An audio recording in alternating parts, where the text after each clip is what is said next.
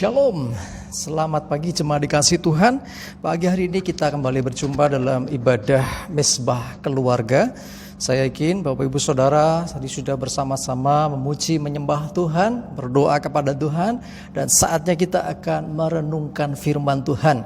Kita percaya bahwa firman Tuhan adalah makanan untuk rohani kita yang akan membangun iman percaya kita. Sebelumnya kita akan berdoa. Bapa di surga, terima kasih kami bersyukur di ibadah minggu pagi Mesbah Keluarga ini. Di tengah-tengah keluarga kami masing-masing Engkau telah hadir, Engkau melawat, bahkan Engkau memberkati kami. Dan saat ini ya Tuhan, kami akan merenungkan firman-Mu, kami akan menikmati makanan untuk rohani kami. Kami mau menikmati berkat firman-Mu, urapi hamba-Mu, urapi kami semuanya, sehingga kami bisa menangkap pesan-Mu bagi kami. Dan kami percaya Roh Kudus tolong kami, untuk kami bisa mengerjakan, melakukan kebenaran firman di dalam kehidupan kami sehari-hari. Kami berdoa siapapun yang menyaksikan tayangan ini Tuhan, diberkati dan ditolong oleh Tuhan. Terima kasih, di dalam nama Tuhan Yesus kami berdoa dan bersyukur. Amin. Jemaat dikasih Tuhan, di tengah pandemi COVID-19 saat ini, saya percaya bahwa kita semua selalu tetap dipelihara Tuhan. Amin. Ya, memang kita belum bisa beribadah seperti biasanya, ya, belum bisa beribadah secara reguler. Tetapi percayalah bahwa di mana 2-3 orang berkumpul dalam namaku, kata firman Tuhan, aku akan hadir di tengah-tengah mereka. Jadi Tuhan pasti hadir di tengah-tengah keluarga kita ketika kita memuji dan menyembah Tuhan. Ya, pagi ini kita merenungkan firman Tuhan. Saya ambilkan dari Ayub 1, ya, Ayub 1 ayat yang ke-8 sampai yang ke-12. Saya bacakan. Lalu bertanyalah Tuhan kepada iblis, apakah engkau memperhatikan hambaku Ayub? Sebab tiada seorang pun di bumi seperti dia, yang demikian saleh dan jujur, yang takut akan Allah dan menjauhi kejahatan. Lalu jawab iblis kepada Tuhan, apakah dengan tidak mendapat apa-apa Ayub takut akan Allah? Bukankah engkau yang membuat pagar sekeliling dia dan rumahnya serta segala yang dimilikinya? Apa yang dikerjakannya telah kau berkati, dan apa yang dimilikinya makin bertambah di negeri itu. Tetapi ulurkanlah tanganmu dan jamahlah segala yang dipunyainya. Ia pasti mengutuki engkau di hadapanmu. Maka firman Tuhan kepada iblis, nah, segala yang dipunyainya ada dalam kuasamu. Hanya janganlah engkau mengulurkan tanganmu terhadap dirinya. Kemudian pergilah iblis dari hadapan Tuhan. Jemaat dikasih Tuhan, mungkin saudara gak asing dengan apa yang kita baca ini, kisah tentang Ayub. Tetapi dari yang kita baca ini ada beberapa catatan penting yang kita harus tahu. Yang pertama adalah Tuhan itu begitu senang, ya, sampai dia membanggakan Ayub di hadapan iblis. Ya, apakah engkau tidak memperhatikan hambaku Ayub? Tidak ada seperti dia. Oh, Tuhan bangga dengan orang-orang yang sungguh-sungguh berbakti, beribadah, sungguh-sungguh percaya dan berserah kepada Tuhan. Ya, itu pertama. Yang kedua, perhatikan di ayat yang ke-10, iblis mengatakan, bukankah engkau membuat pagar sekeliling hidupnya, pagar sekeliling rumahnya, dan segala yang dimilikinya, dan engkau memberkati semua yang dimiliki atau dikerjakannya, dan dia makin memiliki harta yang bertambah-tambah terus. Dalam arti ketika seseorang hidup sungguh-sungguh di hadapan Tuhan, ketika orang sungguh-sungguh di dalam percayanya kepada Tuhan, berbakti kepadanya, beribadah kepadanya, memuji menyembah Dia dengan tulus dan sepenuh hati, saudara, dikatakan bahwa segala yang ada padanya, termasuk hidupnya, termasuk rumahnya, termasuk harta bendanya, dipagari oleh Tuhan. Wow, luar biasa. Kalau saudara ingin hidupmu dipagari Tuhan, ketika engkau ingin supaya hartamu, supaya apa yang ada padamu diberkati bahkan oleh Tuhan, saudara, hiduplah takut akan Tuhan. Hidup saleh seperti Ayub yang begitu menghormati Tuhan. Saudara yang dikasihi Tuhan, mari kita belajar sesuatu dari sini. Ya, jadi ternyata kenapa ada orang yang hidupnya makin diberkati? Oh, ketika hidupnya benar di hadapan Tuhan, karena Tuhan menjagai, Tuhan melindungi. Catatan yang berikutnya adalah Ketika Tuhan berfirman, nah segala yang dimilikinya, yang dipunyainya dalam kuasamu. Artinya Tuhan mengizinkan. Ya, jadi sesuatu yang tidak baik, ya, itu diizinkan terjadi sehingga baru musibah terjadi. Kalau nggak bisa, karena ada perlindungan yang dari Tuhan. Jemaat dikasih Tuhan, setidaknya dua hal penting yang harus kita catat. Yang pertama, apa yang terjadi atas hidup percaya ada dua ya. Yang terjadi atas hidup orang percaya yang pertama adalah kehendak Tuhan. Kalau kehendak Tuhan itu adalah sesuatu yang Dia kerjakan sesuai dengan rencananya. Ya, kalau kehendak Tuhan itu sesuatu yang dibuat Tuhan, yang dikerjakan oleh Tuhan bagi hidup seseorang. Ya, sekali lagi, apa yang terjadi atas hidup orang percaya? Dua. Yang pertama itu sesuai dengan kehendak Tuhan, sesuai dengan planningnya Tuhan. Ya, itu yang pertama, saudara. Contoh banyak di Alkitab. Ya, sesuatu yang dikerjakan Tuhan dalam hidup orang. Oh, sekarang kali Tuhan membawa orang-orang mengalami kemenangan demi kemenangan dalam hidupnya, terobosan demi terobosan dalam hidupnya. Itu yang dikehendaki Tuhan. Ya, bukankah Yeremia 29 ayat 11 berkata, sebab aku ingin mengetahui rancangan-rancangan apa yang ada padaku mengenai kamu. Demikian firman Tuhan, bukan rancangan kecelakaan, tetapi rancangan damai sejahtera yang memberikan kepadamu hari depan penuh pengharapan. Nah, ini rencana Tuhan. Jadi kalau Tuhan mengerjakan sesuatu, mengizinkan terjadi sesuatu dalam hidup orang percaya, itu baik, itu buruk, itu indah, itu buruk atau jelek, saudara, percayalah. Kalau kehendak Tuhan, pasti baik nanti endingnya. Kita lihat Yusuf, diberi mimpi oleh Tuhan. Bukan Yusuf impen-impenan ya. Jadi betul-betul dia mendapat mimpi dari Tuhan. Nah, arti mimpinya kurang lebih adalah dia akan diangkat. Bahkan orang tua, saudaranya semuanya akan sujud menyembah kepadanya. Kurang lebih arti mimpinya itu. Lalu apa yang terjadi? Proses Tuhan terjadi atas hidupnya.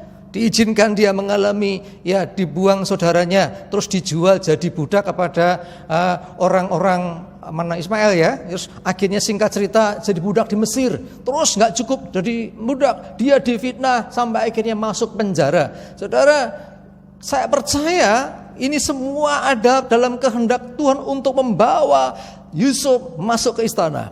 Karena penjara itu posisinya nggak jauh dari istana. Dan singkat cerita, akhirnya berubahlah posisinya. Dia menjadi penguasa. Dia menjadi orang nomor 2 di Mesir. Ya, ini luar biasa. Tetapi prosesnya memang tidak mudah. Ya, prosesnya tidak gampang. Seringkali itu juga penuh dengan air mata. Saudara, engkau yang sekarang merasa bahwa aku mencapai satu posisi yang luar biasa, mungkin di pekerjaan saudara, mungkin di dalam kehidupan di masyarakat, atau dimanapun saudara, diangkat Tuhan. Nah, memang Tuhan punya rencana untuk itu, tapi sebelum itu seringkali diizinkan Tuhan, bukan ya, kehendaknya memang harus lewat jalan itu dulu. Dipertemukan si A, si B, sampai pada akhirnya sampai ke tujuan seperti yang Tuhan mau. Ya, ini karena memang rencananya begitu.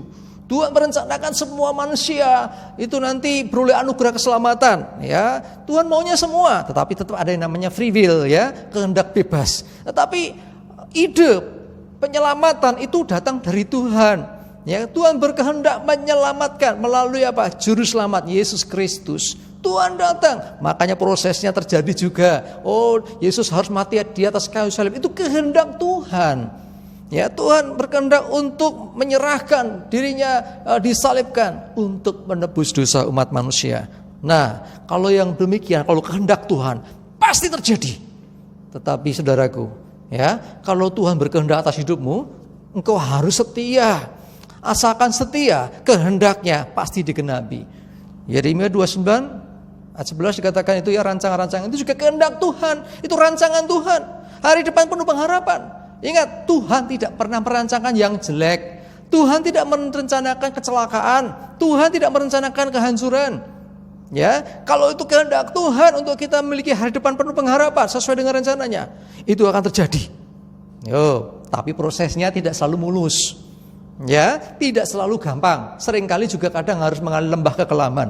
Seringkali harus mengalami berjalan di dalam jalan yang kita nggak tahu arah. Ya, tetapi bagaimanapun juga kita mau percaya ada Tuhan yang tidak meninggalkan. Itu yang pertama, ya, kehendak yang terjadi atas hidup kita itu kehendak Tuhan. Yang kedua itu seizin Tuhan.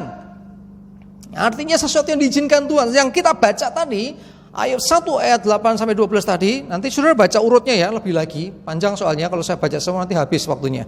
Ya, saudara baca di rumah.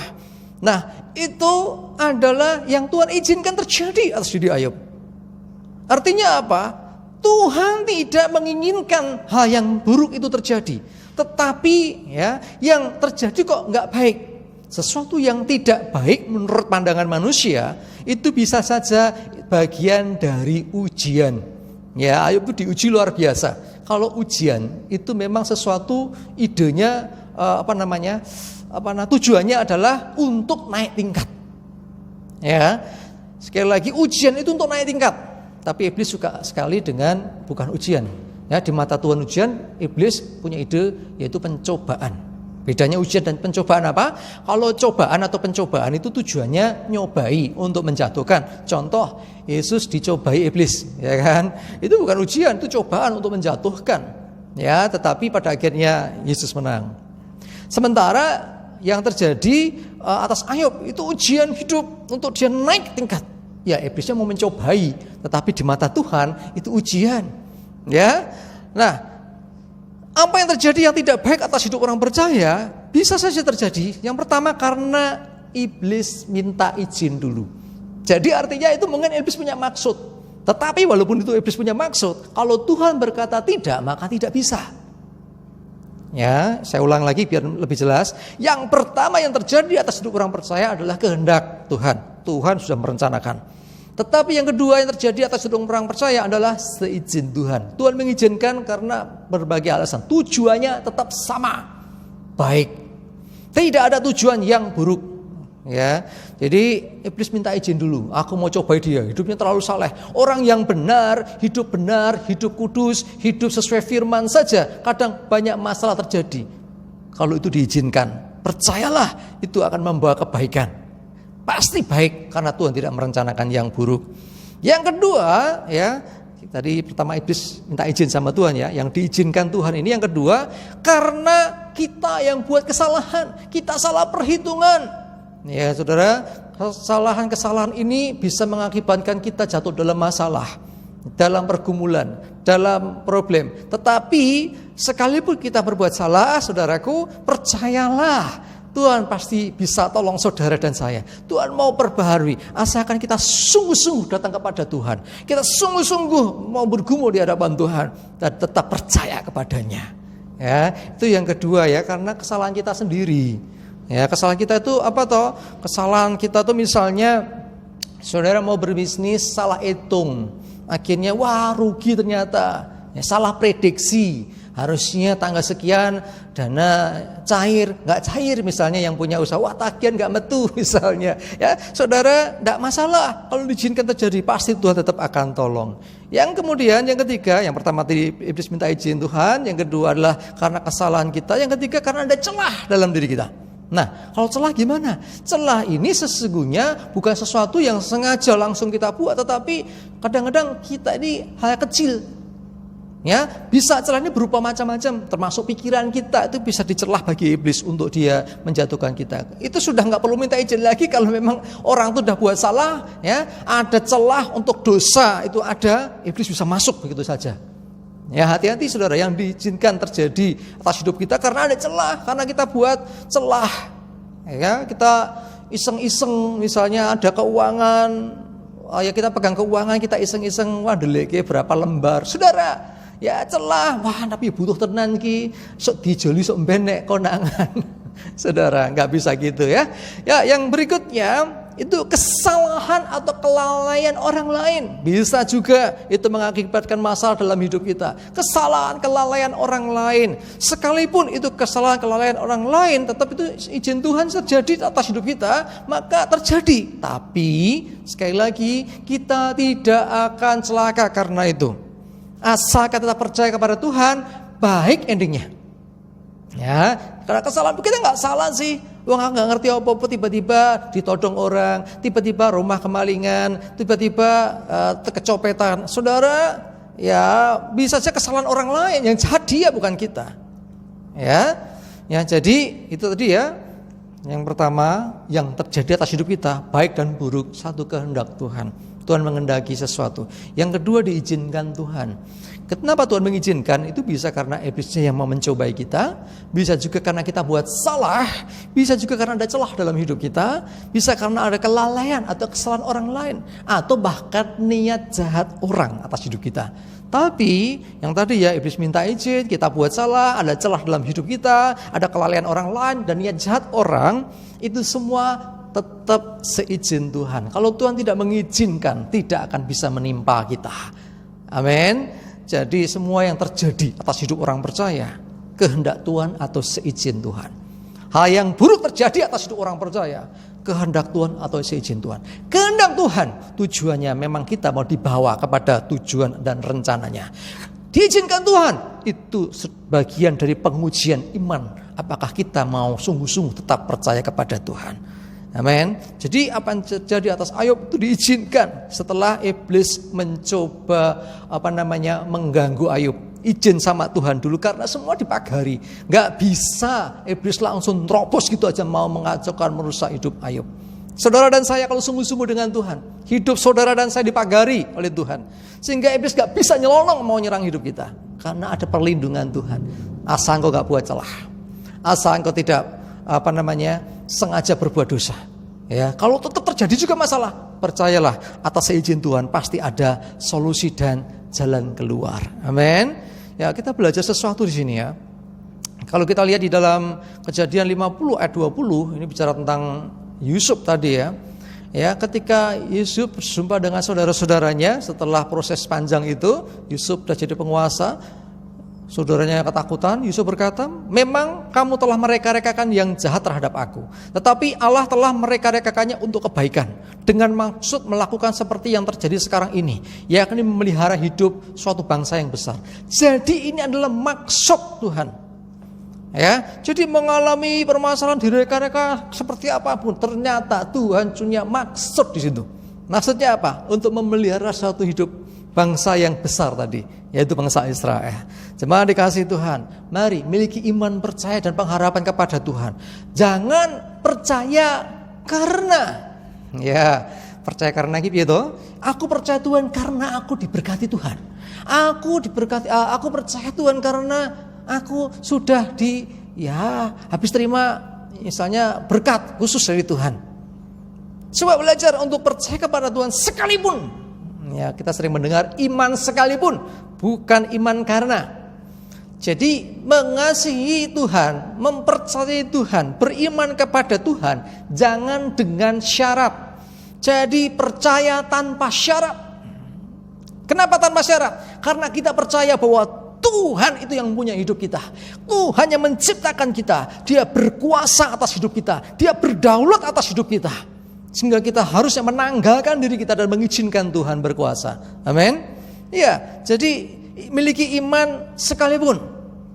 Ya, Habakuk 3 ayat 17 dikatakan, 17-18, sekalipun pohon ara tidak berbunga, pohon anggur tidak berbuah, hasil pohon zaitun mengecewakan, sekalipun ladang-ladang tidak menghasilkan bahan makanan, kambing domba terhalau dari kurungan, dan tiada ada lembu sapi dalam kandang. Namun aku akan bersorak-sorak di dalam Tuhan, beria-ria di dalam Allah yang menyelamatkan aku. Tetap endingnya dikatakan apa? Di dalam Allah yang menyelamatkan aku. Sekalipun mengalami musibah, mengalami hal yang buruk di belakang, aku akan beria-ria di dalam Allah yang menyelamatkanku. Sekalipun gak baik kondisi kita, sekalipun buruk situasinya, aku mau tetap percaya, aku mau bersorak-sorak di dalam Tuhan, beria-ria di dalam Allah yang menyelamatkan aku. Itu iman yang luar biasa, saudara. Karena memang demikian. Karena Tuhan mau menyelamatkan. Tuhan memang mau menolong. Tinggal kita mau percaya atau tidak. Itu iman, saudara. Tidak bergantung dari, karena pohon ara berbunga, terus pohon anggur buahnya banyak, pohon zaitun hasilnya luar biasa, lembuku banyak, sapiku banyak, zaman sekarang bisnisku lancar, usahaku maju, kantongku tebal, makanya aku bersyukur. Bukan gitu, saudara. Kalau itu gampang. Ya, semua orang kalau diberkati mudah sekali mengucap syukur. Terima kasih Tuhan untuk berkat, walaupun kadang-kadang hanya di mulut. Ya, coba lihat ini. Kalau semuanya serba tidak baik, Kalau semuanya serba terlihat negatif, masihkah kita mau, aku tetap percaya, aku tetap mau memuji Tuhan, aku mau tetap menyembah Tuhan, aku mau tetap bersorak-sorak di dalam Tuhan? Pertanyaannya seperti itu, saudara. Amin. Ini kondisinya gitu. Lihat lagi Daniel 3 ayat 17-18. Jika Allah kami yang kami puja sanggup melepaskan kami, maka ia akan melepaskan kami dari perapian yang menyala-nyala itu dan dari dalam tanganmu ya Raja. Tetapi seandainya tidak, hendaklah Tuanku mengetahui ya Raja, bahwa kami tidak akan memuja dewa Tuanku dan tidak akan menyembah patung emas yang Tuanku dirikan itu. Kondisinya kepepet. Urusannya ini nyawa. Ya, kalau nggak mau tunduk, dibakar di perapian yang menyala-nyala. Tetapi apa yang terjadi? Tetap dikatakan, Sadrak Mesak Abednego tidak goyah. Ya, aku tidak akan menyembah kepada dewa Tuanku. Artinya begini, dalam kehidupan kita, sekalipun dalam kondisi kepepet, ditawari, nek kamu tinggalkan Yesusmu, kamu tak kasih pekerjaan bagus, kamu tak kasih posisi yang baik, saudara, apakah kita mau tetap percaya? Kalau kamu nggak mau, sudah terserah hidupmu. Ya, kadang-kadang ada orang-orang yang baru bertobat itu mengalami tekanan-tekanan yang demikian. Saudaraku, ketika kau memilih Yesus, kau memilih Tuhan, maka percaya bahwa Tuhan pasti akan menolong saudara. Seperti ini loh. Tapi andaikan Tuhan tidak berkenan untuk berbuat itu, ini dalam terjemahan yang lain, sekalipun Tuhan tidak berkenan melakukannya, bukan tidak sanggup ya. Ayatnya seakan-akan bahwa Tuhan gak sanggup nih. Allah yang kami puja sanggup melepaskan kami, akan melepaskan. Tapi seandainya tidak, bukan tidak sanggup. Ya, dalam terjemahan yang lebih jelas lagi dikatakan, tapi seandainya Tuhan tidak berkenan melakukannya itu, artinya Tuhan gak mau tolong pun, aku tetap akan memuja Tuhan, gak akan memuja yang lain. Saudara, itu namanya percaya tanpa syarat, beriman tanpa syarat. Ya, kalau saudara hidup demikian, mempercayai Tuhan tanpa syarat harus diberkati dulu, aku baru mau percaya Tuhan. Tanpa syarat aku mau melihat dulu, baru percaya Tuhan. Firman-Nya berkata, berbahagialah orang yang tidak melihat namun percaya. Ya, saya percaya. Ya, kami percaya. Apapun yang terjadi, aku mau tetap percaya Tuhan, gitu loh. Aku mau percaya kepada Tuhan apapun yang terjadi. Jadi bukan karena berkat, bukan karena pertolongan Tuhan, bukan karena ya semua kemurahan Tuhan. Itu semua juga diberikan sih, pasti diberikan. Cuman jangan itu yang menjadi alasan kita percaya ke Tuhan. Kita percaya Tuhan karena memang kita ini diciptakan oleh Tuhan. Tuhan berdaulat penuh, Dia berkuasa penuh atas hidup kita. Dan aku percaya rancangannya baik. Ya, aku percaya akan janji firman-Nya. Tetapi sekalipun mengalami hal yang kurang baik, mungkin itu bagian dari proses dari Tuhan yang sedang melaksanakan kehendak-Nya atas hidup kita.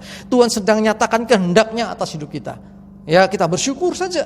Kita percaya terus, jangan jadi goyah. Atau justru itu bagian yang diizinkan Tuhan. Tuhan gak merencanakan itu, tapi Tuhan izinkan itu terjadi untuk memproses, membentuk hidup kita, untuk menguji iman percaya kita supaya kita bisa naik ke next level. Orang Kristen mesti naik terus kan. Satu level ke level berikutnya. Kita harus meningkat terus. Ya, kalau saudara punya iman yang demikian, aku mau percaya bukan karena aku habis diberkati.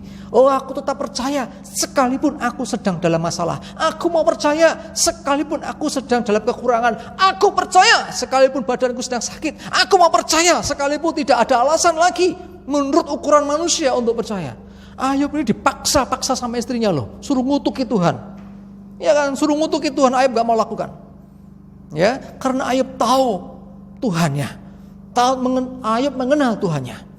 Jemaat dikasihi Tuhan, saya mengajak kita semua, ayo saudara dan saya miliki iman yang teguh. Ya, kalau kehendak Tuhan untuk kita mengalami situasi ini, ya saat ini ada COVID-19 ya, pandemi COVID-19 melanda Indonesia bahkan dunia. Saudara, seperti Sadrak Mesak Abednego. Ya, dikatakan apa? Jika Allah yang kami puja sanggup melepaskan kami dari virus corona, Ia akan melepaskan kami. Tetapi kalau Dia tidak berkenan saat ini untuk Dia melepaskan, artinya membebaskan bangsa kami dari virus corona, Aku tetap percaya kepada Tuhan. Jadi percaya bukan karena kita habis terima ya berkat, terima ya aku habis diberkati, aku habis terima promosi, aku habis terima yang baik-baik, bersyukur. Baik gak baik tetap percaya. Baik gak baik tetap bersyukur. Ya, positif negatif tetap bersyukur. Amin. Yuk, saya mengajak kita semuanya, ya, jangan goyah imanmu. Apapun yang terjadi, miliki iman. Aku percaya sekalipun. Aku percaya meskipun, mesti lanjutannya nggak baik kan? Situasiku nggak baik, keuanganku nggak baik, perekonomianku kurang baik, kesehatanku kurang baik. Sekalipun aku sedang dalam kesulitan, aku mau tetap percaya pada Tuhan. Ya, jika Tuhan yang aku sembah sanggup menolongku, Dia pasti menolongku. Tapi kalau Tuhan gak berkenan pun aku tetap akan percaya kepada Tuhanku. Tidak akan kepada yang lain aku menaruh percaya. Aku tidak akan mempercayai yang lain selain Tuhan Juru Selamatku. Amin. Ayo saya mengajak jemaat semuanya, tetap memiliki iman yang teguh di tengah pandemi COVID-19. Percayalah Tuhan sanggup. Tapi kalau Tuhan izinkan terjadi, percayalah Dia menyertai. Percayalah Dia memampukan kita. Karena rancangan Tuhan itu damai sejahtera. Rancangan Tuhan itu hari depan penuh pengharapan. Bukan celaka. Bukan celaka. Amin. Amin. Kita berdoa sama-sama. Terima kasih Tuhan untuk firman-Mu pagi hari ini, minggu ini. Biarlah Roh Kudus yang tolong kami menangkap, memahami pesan Tuhan bagi kami. Kami percaya kepada-Mu ya Tuhan melebihi dari berkat-berkat yang kami terima. Kami percaya sekalipun masalah ada, sekalipun pergumulan banyak, sekalipun beban berat, kami tetap percaya kepada Tuhan. Karena kami percaya Tuhan sesungguhnya sanggup melepaskan kami. Tuhan pasti sanggup menolong kami. Tetapi kalau Tuhan belum berkenan saat ini, aku tetap percaya kepadamu ya Tuhan. Kami tetap percaya kepadamu ya Tuhan. Karena Engkau berdaulat, Engkau berkuasa penuh atas hidup kami. Dan rancangan-Mu indah dan baik. Terima kasih Tuhan. Berdoa untuk seluruh umat-Mu, jemaat-Mu dimanapun berada yang menyaksikan tayangan ini, diberkati, disertai, dipimpin oleh Tuhan. Biarlah iman mereka juga bertumbuh ya Tuhan. Di tengah pandemi COVID-19, anak-anak Tuhan tampil sebagai orang-orang yang lebih daripada pemenang. Mereka bukan orang-orang yang putus asa, tapi orang-orang yang berpengharapan, orang-orang yang penuh semangat menghadapi hari-hari ke depan. Terima kasih Tuhan, terpujilah nama-Mu. Biarlah rahmat, anugerah dan berkat-Mu menyertai kami semua saat ini dan sampai selama-lamanya. Dalam berkat nama Tuhan Yesus, kami berdoa dan bersyukur. Haleluya. Amin. Jemaat dikasih Tuhan, ayo tetap semangat di dalam Tuhan. Jangan jadi ngelokro, jangan jadi lemah. Sekalipun masalah ada, ingatlah Tuhan kita lebih besar dari itu semua. Dan ingatlah rencananya indah. Apapun yang terjadi, baik adanya. Apapun yang terjadi di atas hidup kita, itu bagian dari yang Tuhan izinkan ataupun bahkan kehendaknya, pasti membawa kebaikan bagi kita semua. Tuhan Yesus memberkati kita semua. Amin.